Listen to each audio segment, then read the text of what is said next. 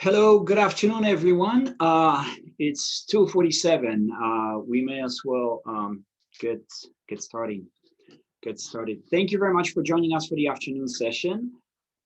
Today we have a pleasure to host in our panel event Dr. Natasha Jankowski from the Academy, and I will let her explain her role there. We are also joined by Cheryl Aschenbach from Academic Senate and Dr. Karen McClendon from Northstar University.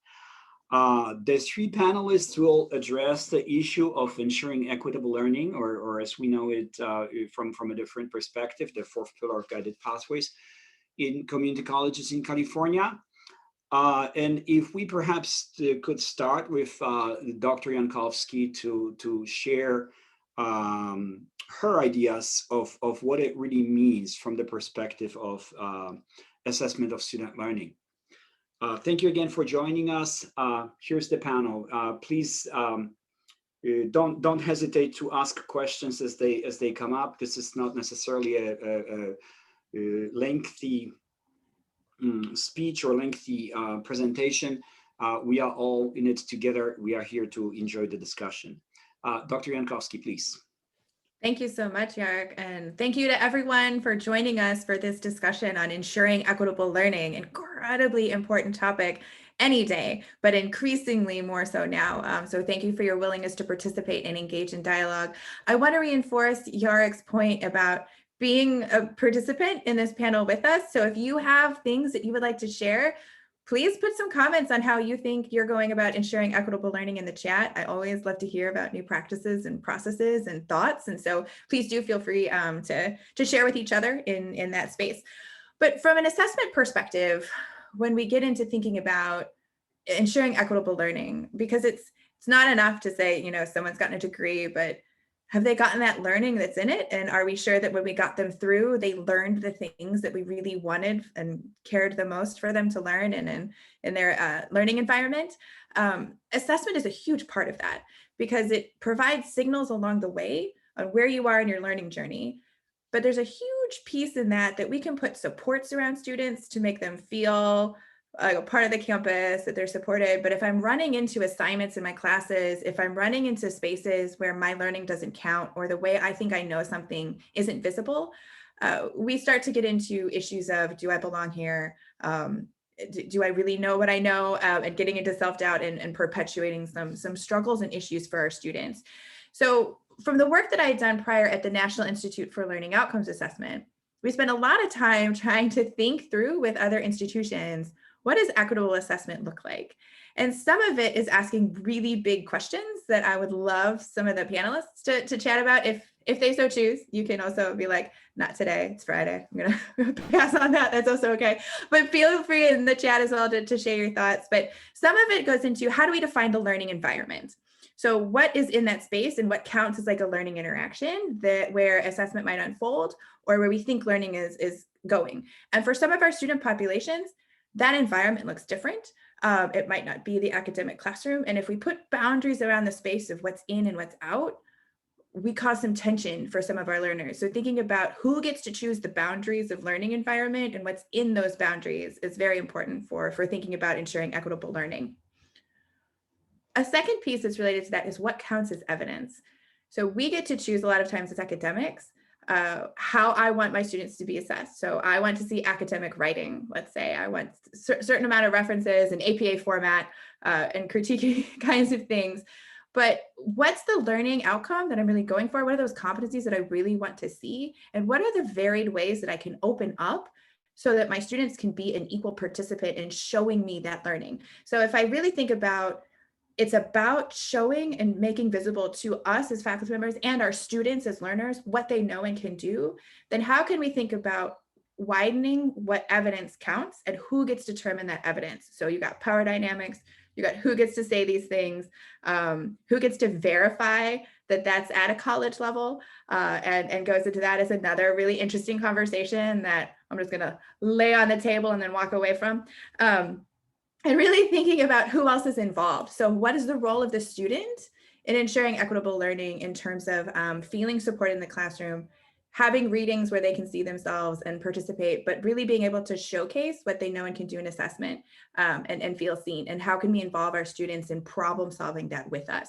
So just to do a quick recap, thinking about how we define the learning environment, who gets to choose, how we determine what counts as evidence and who gets to put evidence in and verify it. And then thinking about the role of students in really working with us as partners to ensure our equitable learning are some of the things that we're seeing trending in conversations nationally that we need to push on to keep us moving in a positive direction.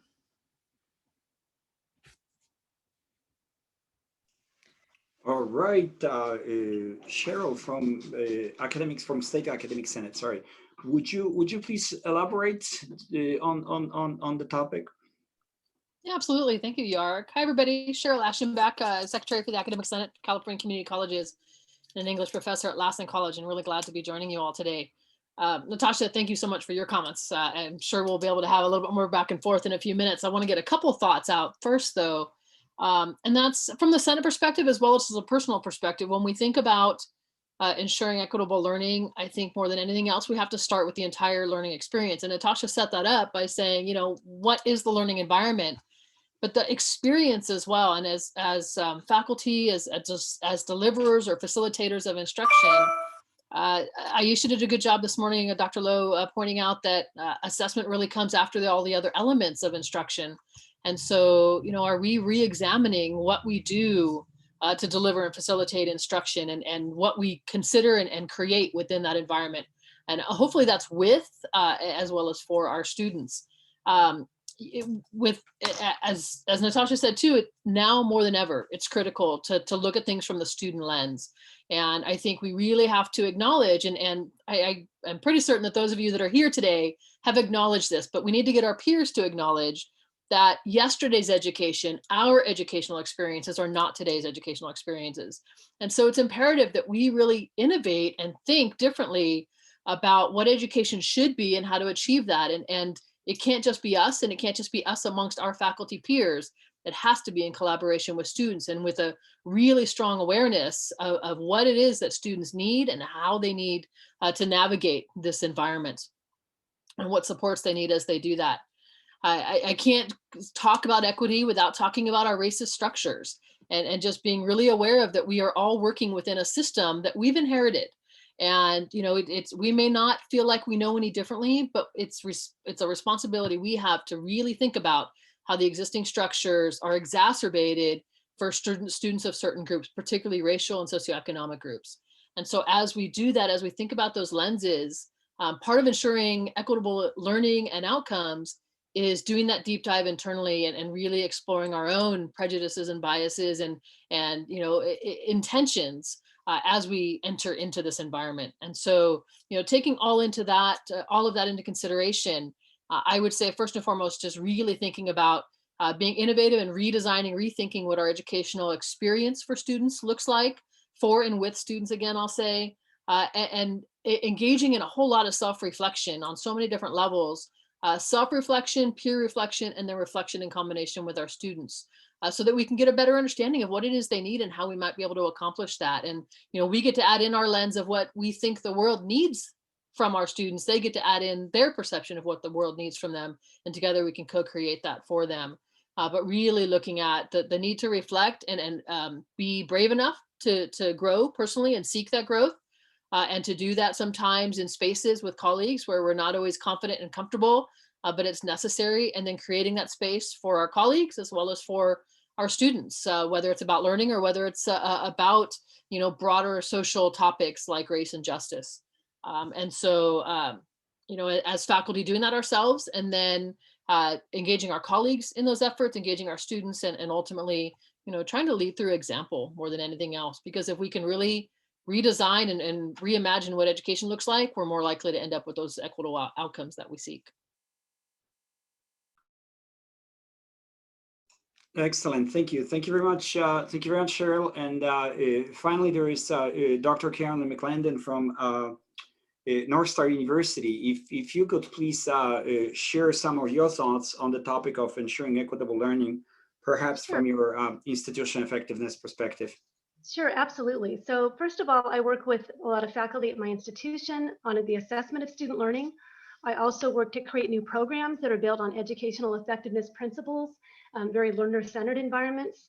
And the thing that I advocate is outcomes-based assessment. And what that means is that grades are based on SLOs. So what students are able to demonstrate by the end of the course, when we give them as much practice as we can, as much feedback as we can along the way, that creates an equitable learning environment. And the reason for this is that we set very clear expectations. So in writing, we explain to students very clearly what the different performance levels are, what we expect. It's descriptive so that students can understand. It's learner-centered. And when course grades are based on student learning outcomes, this leads to increased transparency because grades are not a mystery, not a crapshoot.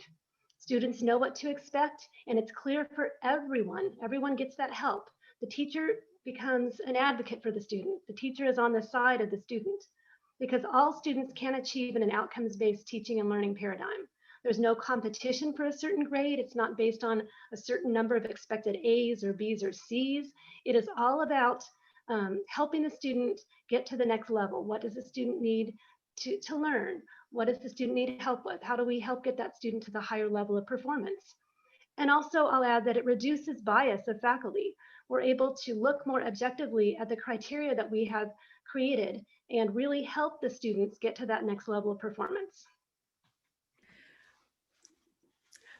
I'm sorry, I was just gonna say, I love this and I would love to take this into our discussion time. So sorry, Eric, but Karen, your point connects so nicely with several of the things that Cheryl said as well. When we think about the mixed signals that are inherently built into our system that we send to students, right? So if I get an A in a class, but on a learning outcome where you took an assignment that I didn't even know about and behind the scenes rate me on it and then tell me I'm not good at this, like, I thought I was fine and now I'm moving forward and I can't even engage in a conversation with advising in the same way or make intentional decisions about which courses to take to help me flex the muscles I need to get better in learning outcomes. But if we align that, that what you're getting graded on is actually the learning we want to see, that mixed messages goes away and it makes it not behind the scenes information for us internally, but something that's an active part of the students and their learning. So thank you so much for bringing those together. I really appreciate that. Well, thank you. And I love what you said about the learning we want to see, because that's a big part of it too. What do we want to see in the learning? What does that look like? What's the right level? Thank you. Yeah. If I were to go back for a second to Cheryl's comment, Cheryl, would you please comment on this from your perspective? You said that yesterday's learning or the way we were taught is not really what we should be expecting any longer.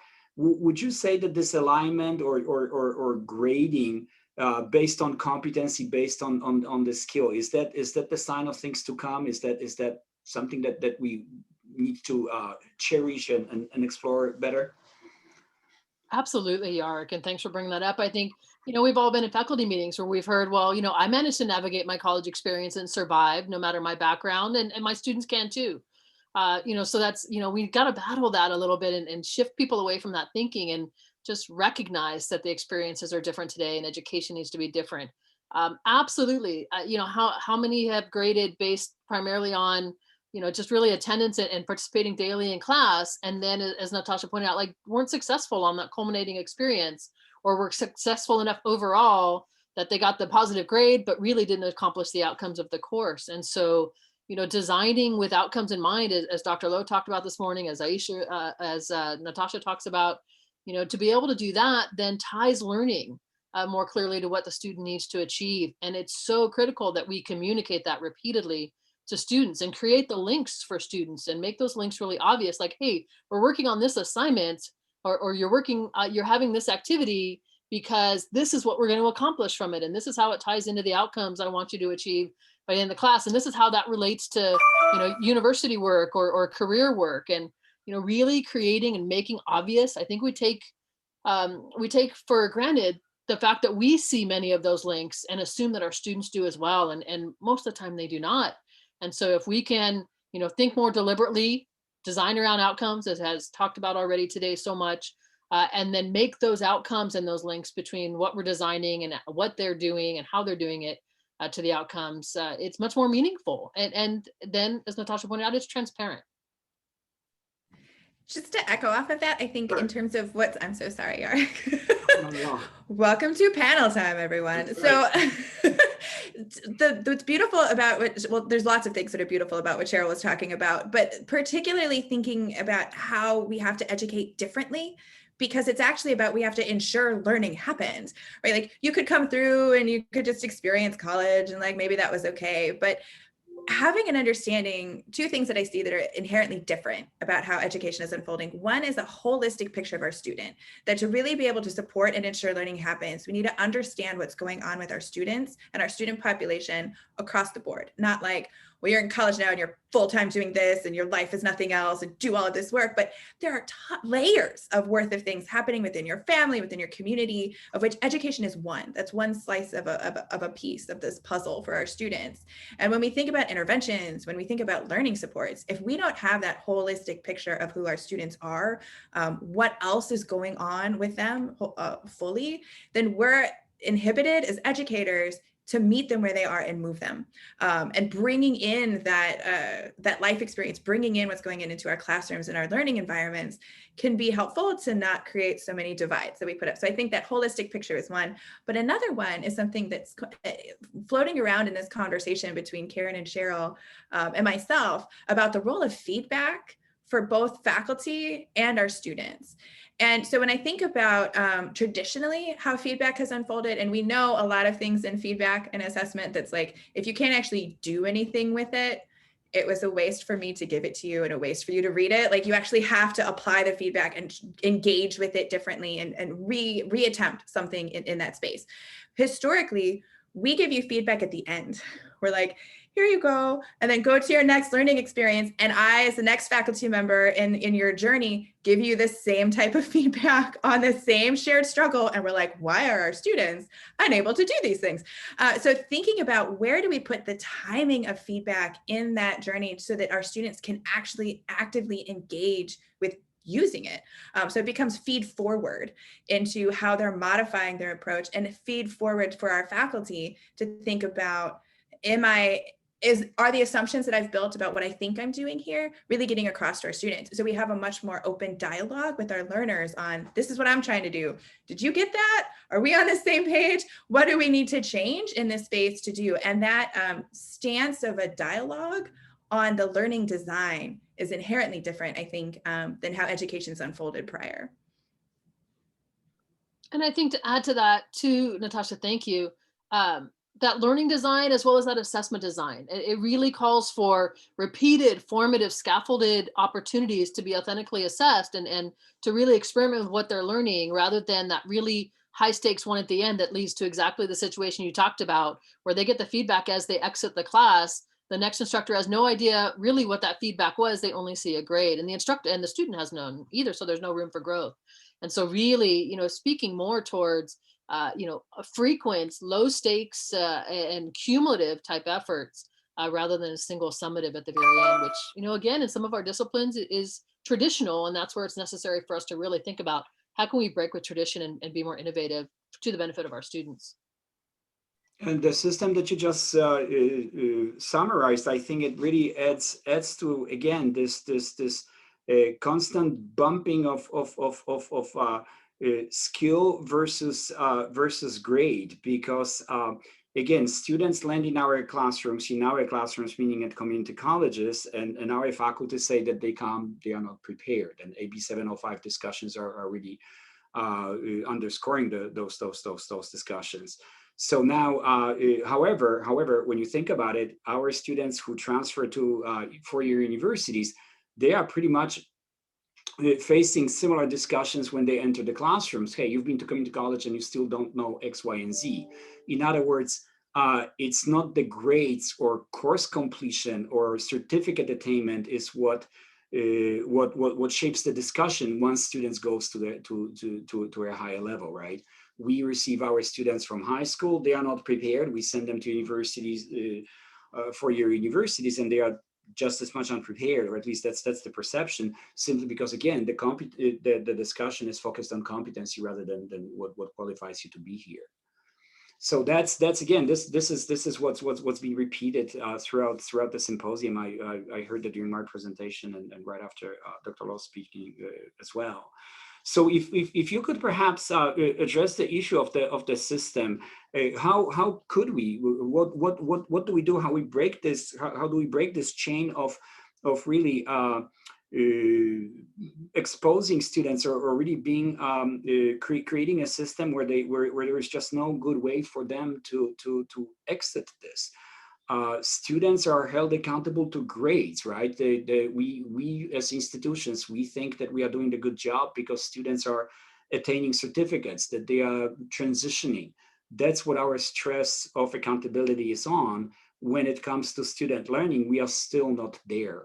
So what could we do? And I would be grateful for some comments from for faculty and really from the perspective of teaching and learning. I'm happy to take first stab. And Karen, I want to be mindful because I can't, if you want to ping me at any point and be like, Natasha, shush, I would like to respond, please feel free to do so. I want to make sure that I don't leave you out of this. But I think one of the things that we can think about is making learning visible. So there are certain things that we make very visible that we pass back and forth between our institutions. Grades, one of them, as we think about that, the information about a course in terms of like name and credit information, but we don't make the learning visible. That's not an actual part of what moves with you, but the learning is what comes with the student. And that's what they take with them from one experience to another. And so if we think about the inability of grades to really help us as a faculty member, when I come in and I look at what has been your grade experience prior, that doesn't tell me anything about your learning right now, because to Karen's point, they aren't, connected. They were pushed apart. We can have another conversation about how that happened and the history of assessment and grades. And I'm happy to do that at a different point in time, but they've been separated. And so when we look at grades, we're like, I don't know, but what did you really learn and what can you do? But more importantly, what can you transfer and apply in this context over here?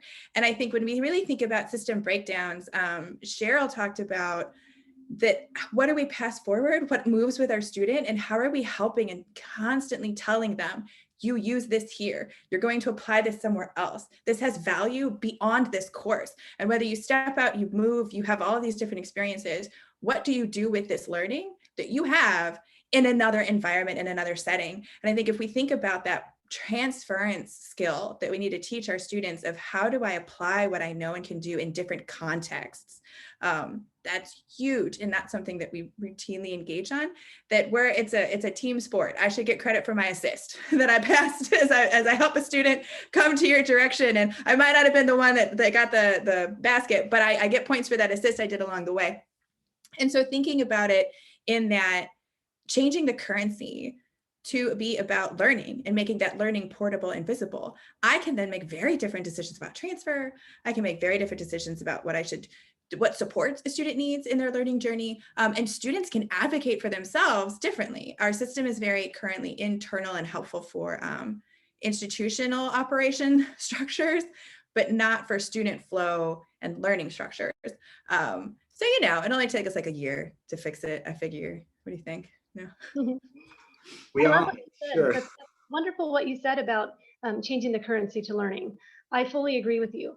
And I think that, as you mentioned, grades are an indirect measure of student learning at best, sometimes totally disconnected. And so, the thing that students care about, are grades, because that's what gets them through their academic careers. And so if we put the focus on grades as reflecting student learning, then students suddenly will care about their learning. So I fully agree with you. And I think meeting them where they're at, like you mentioned earlier, meeting them where they are, wherever they are, we can meet them, because we have ways to explain to them how to get to the next step, ways to engage them, ways to make learning active, and ways to help give them formative feedback so that we can help them develop. Fantastic, thank you. I want to jump in here because we have some activity on the Q&A board. So I'm going to jump ahead. I know we also have another great question here, but it's kind of related. Going back to authentic assessment, how can institutions ensure equitable learning in GE ILOs, and how can institutions create a culture to collect, measure, evaluate, and improve upon those general education institutional learning outcomes. Such a I'll great take it question. quickly first. Or Karen, go ahead. I see you No, starting go to ahead. speak. Go Go for right it. ahead. Go ahead. It's I fine. would say to start with, it's got to start with dialogue, because, you know, there's those of us together, we're in this space today having dialogue so that we can look at changing our own practice. Then the question is, how do we change it back on our campuses? It's got to start the same way with dialogue. And again, we've got to save space. We've got to talk about what authentic assessment looks like. We've got to look about, you know, what do outcomes really mean, and how can we reshape our educational institution around them, and start to set that vision. And it's not something, unfortunately, that we can accomplish overnight, but it is important to start to have that dialogue. And I think that's for our GE and our institutional SLOs, as well as our service SLOs, continually applying that student first lens, and really thinking about what do we want our students to learn while they're here and exit with. And you know, getting folks to think. It also continues to mean doing what Natasha talked about and extending what it means to have a learning environment. What are they learning when they're interacting with these other offices on campus or in a work-based learning situation? And so, you know, for us doing the work, it really is about continuing personal growth and then spreading that amongst our colleagues. And, you know, they say it takes two to tango. And so, you know, find that partner to have that conversation and then start extending that and try to model that.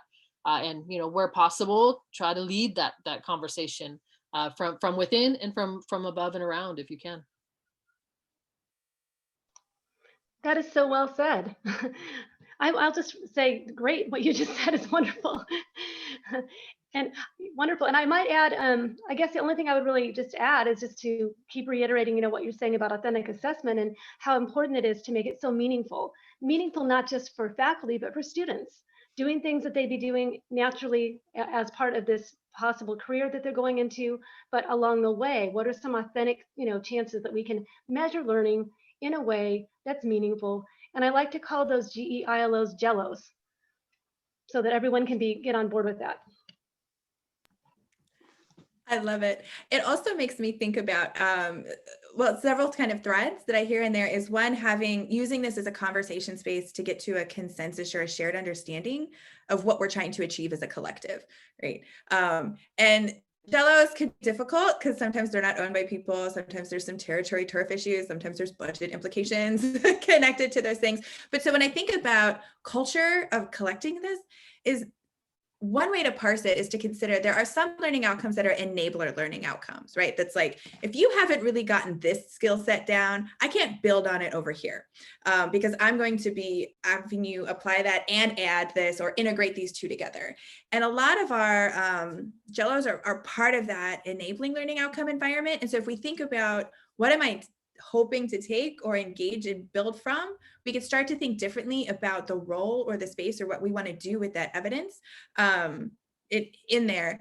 But I think it's also really inherent in the narratives that we talk about what's the value of some of our courses and what's the function of some of these elements within our institutions. And if our narratives about what role these things play doesn't line up with what we're trying to do from a measurement and data collection perspective, you will immediately get some disconnect. Data will go somewhere we don't know about. People aren't going to want to talk about it because it's unclear, and trust is the only way that data gets used to actually get to meaningful change. And if I don't trust in the process or what's going on, I can't meaningfully engage on the betterment for that. And when we talk about equity, there's a lot of spaces there where there's been inherent mistrust for good reasons built into our systems. And so thinking through, again, to Cheryl's point of dialogue, how do we create spaces to talk these things out before we start jumping into process and moving, but ensure that our narratives line up with our practice intentionally.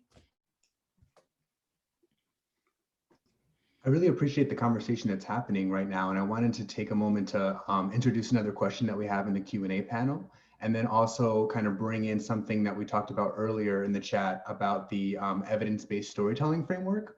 So one of our attendees is sharing that they're moving away from kind of like general data and starting to disaggregate data and look at different types of identity intersections when they're looking at their assessment metrics. And their question is how do we encourage faculty to adopt practices that will lead to more equitable practices? And I want to kind of add on that, aside from disaggregating the data, I think that's helpful. How do we kind of use that data to create a narrative or story that really better understands our students' holistic experiences?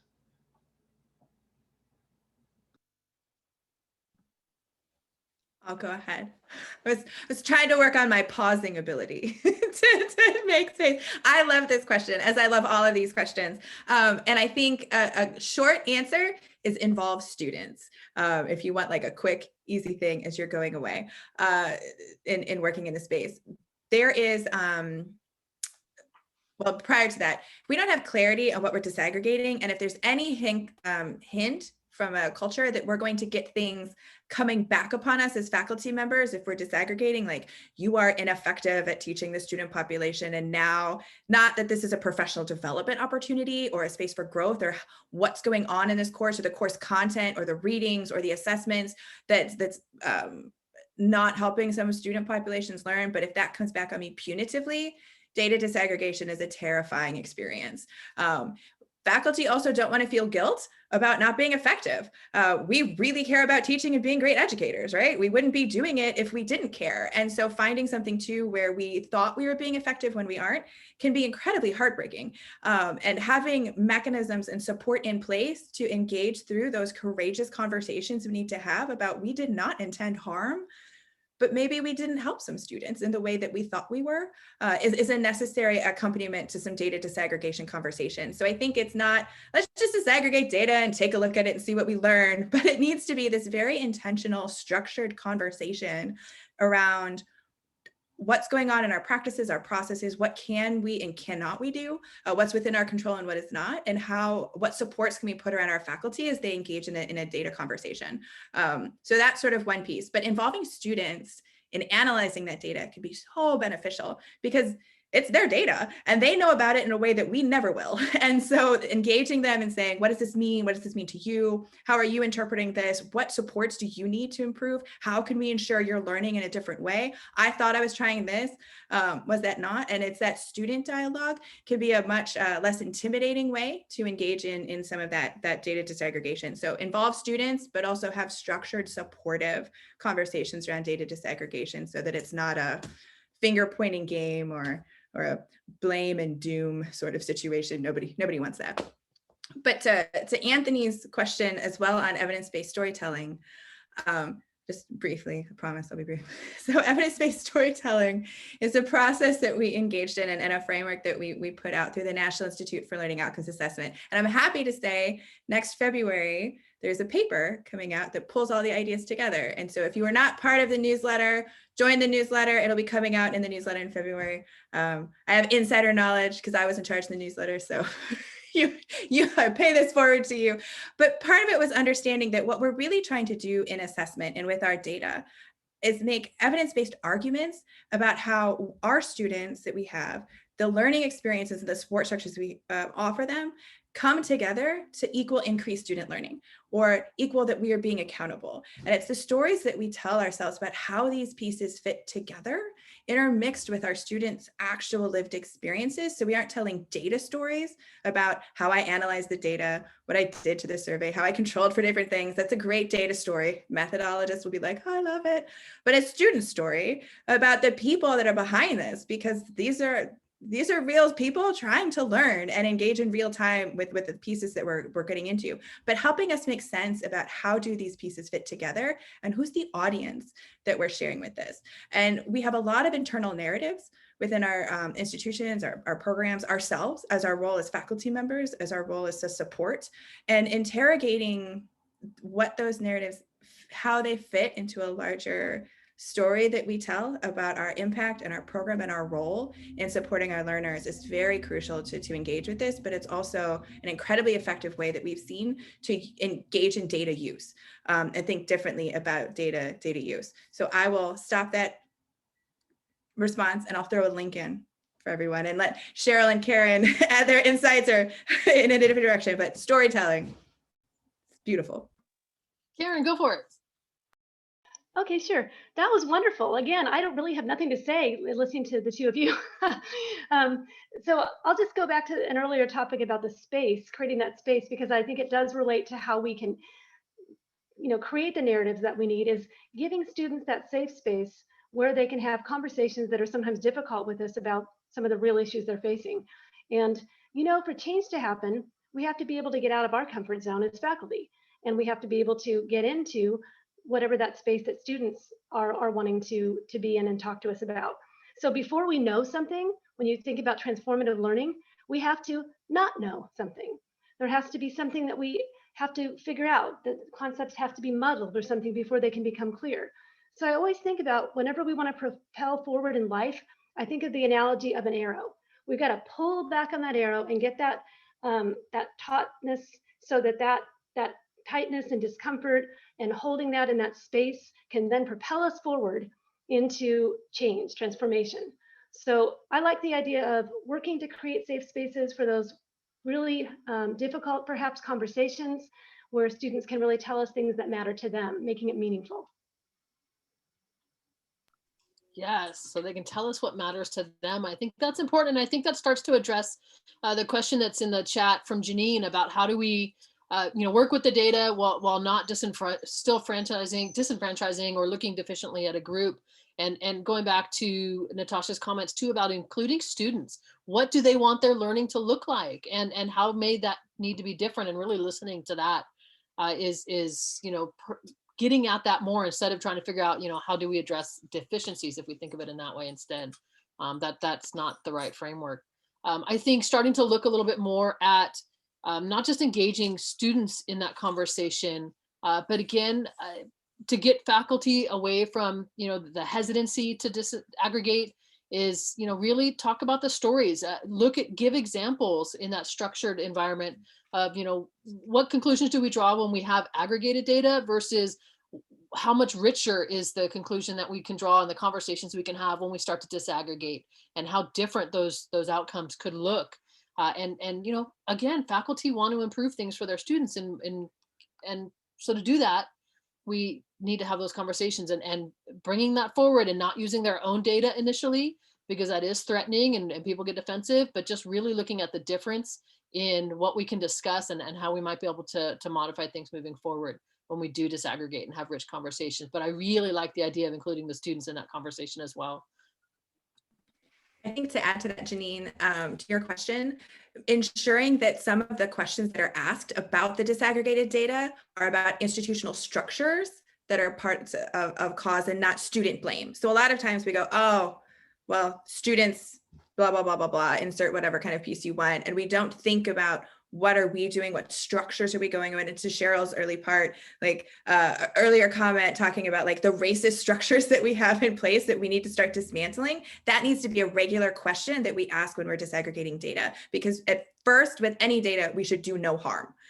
We should not further perpetuate inequities, and we should not build upon existing biases. And I love there's this concept of going assumption hunting in data disaggregation, where in that conversation around our data, we're actually going through and seeing what assumptions are at play about our students and what we think they can and cannot do, and what is that based in? And are there things that we're putting on our students that we shouldn't, or we're thinking about it differently? And we need to have those conversations so they don't play into how we design our assessments, because we go, oh, well, this student group can't do that, but they can do this kinds of conversations. And so I think assumption hunting and ensuring that we have questions that are structurally focused and not student blaming focused are great ways to address some of those issues. So again, this has been brought up in one of the breakouts, and I've heard that the notion of academic freedom as something that really has to do with it's I suppose designed to empower faculty to feel like they are really in charge of what it is that they do, and they get to do it on their own terms. So when it comes to assessment and student learning outcomes, that seems to be the term that's used to really stifle the discussion on the topic. And I'll just let you speak to this, because again, I know that that's in our circles here in Academic Senate and otherwise has been brought up a number of times, that the minute you start talking about student learning outcomes, well, yeah, that's infringement of our academic freedom, and I certainly don't hear that from your discussion here. So I guess if I were to ask for, again, guidance and help, support for faculty voices in this respect, so that it's a discussion rather than pushback. Just very quickly, I will throw a resource into the chat. The National Institute for Learning Outcomes Assessment had a paper that was written by a historian of academic freedom, not a background in assessment. He's a historian of academic freedom. And we went to him and we said, tell us what's going on with academic freedom and assessment, and unpack spaces that maybe there is infringement or not, and give us a history over time. And he wrote a wonderful occasional paper about academic freedom and assessment. And I think that is an excellent resource to have in your virtual back pocket anytime you go into these conversations. So that's one. There's also another link I'll throw in that's an occasional paper from leadership of different faculty union groups on the ways in which they were viewing faculty union and assessment. And we asked each of them a series of 3 same questions, and each responded, and we put it all together in a paper. So I'll throw that in as 2 good resources. Thank you. Excellent. So it looks like our time, unfortunately, is almost up. Any final questions, comments from our planning team, perhaps, or anyone from the audience? This is your last chance to speak.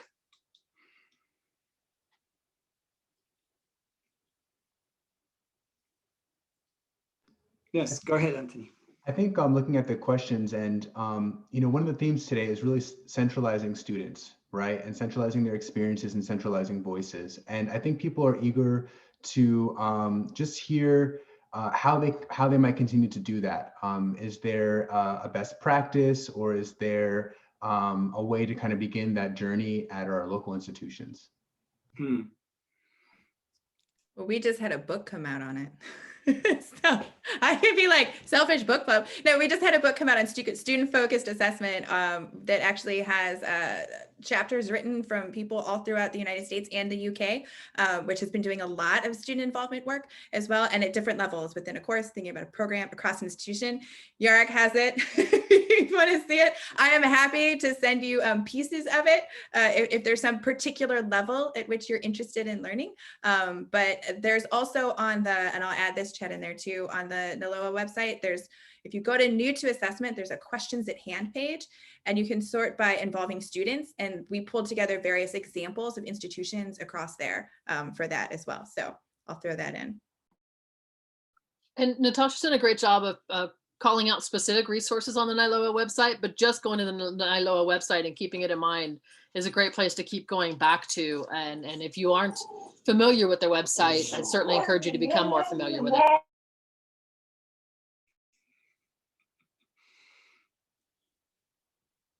Great. So thank you all for this really robust discussion.